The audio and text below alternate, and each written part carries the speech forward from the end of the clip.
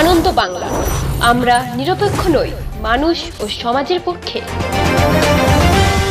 নিবেদন করছে RP club private limited এবং Leo, a large EV and solar innovation. সহ নিবেদক বারডোয়ান ইউনিটেক টেকনিক্যাল ইনস্টিটিউট, যে দেয় চাকরি ও ভবিষ্যতের গ্যারান্টি। প্রতি বছরের মতো এবছরেও 15ই আগস্ট 78তম স্বাধীনতা দিবসের ভোরবেলায় টাউন হল ময়দান থেকে বীরহাটা পুলিশ ফাঁড়ি হয়ে কার্জন গেট হয়ে বর্ধমান স্টেশন ওভারব্রিজ হয়ে আবার পুনরায় বর্ধমান টাউন হলে এসে ঐক্যবদ্ধ যাত্রার সমাপ্তি হয়। এই পদযাত্রাটি বর্ধমান এনআর, বর্ধমান ব্যবসায়ী সুরক্ষা সমিতি, বর্ধমান দুর্গাপুজো সমন্বয় সমিতি, বর্ধমান মোটর সাইকেলিং ক্লাব উদ্যোগে এবং সহযোগিতায় করা হয়। এই ঐক্যবদ্ধ পদযাত্রার শুভ সূচনা করেন বর্ধমান দক্ষিণ কেন্দ্রের বিধায়ক Khokon Das.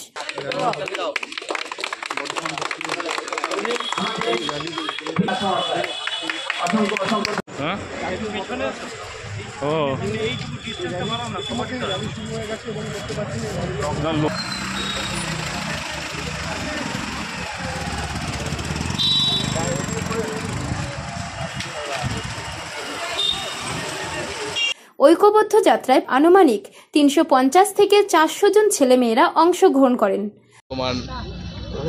Roadies cycle, motor cycle club, ব্যবসাদার সমিতি, দুর্গাপুজো সমন্বয় সমিতি, বিভিন্ন সংস্থা আছে। বিভিন্ন সংস্থার সমস্ত কম বয়সী ছেলেমেয়েরা তারা এটা প্রতিবারই করে।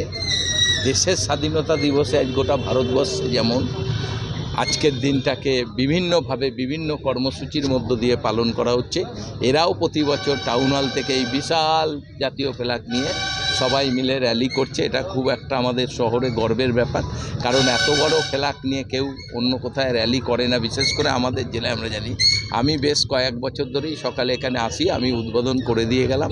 এরপর এরা এটা নিয়ে শহরের বিভিন্ন প্রান্ত ঘুরে আবার এখানে এসে এটা শেষ করবে।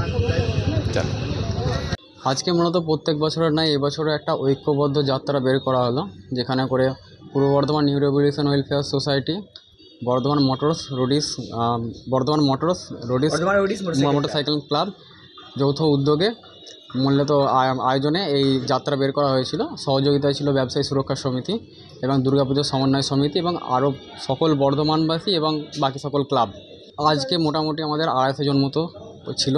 টোটাল আমাদের পতাকাটার সাইজ ছিল হচ্ছে 2800 স্কোয়ার মিটার। তো 250 মতো লোক আজকে আমাদের সাথে উপস্থিত ছিলেন।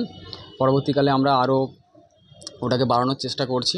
হ্যাঁ, অবশ্যই বর্ধমানবাসী অনেকটাই উচ্ছ্বাসিত, কারণ হচ্ছে আজকে যে পরিমাণ আজকে আমাদের ক্রাউড হয়েছিল, ওখানে বাচ্চা থেকে বয়স্ক মানুষ সবাই এসেছিল।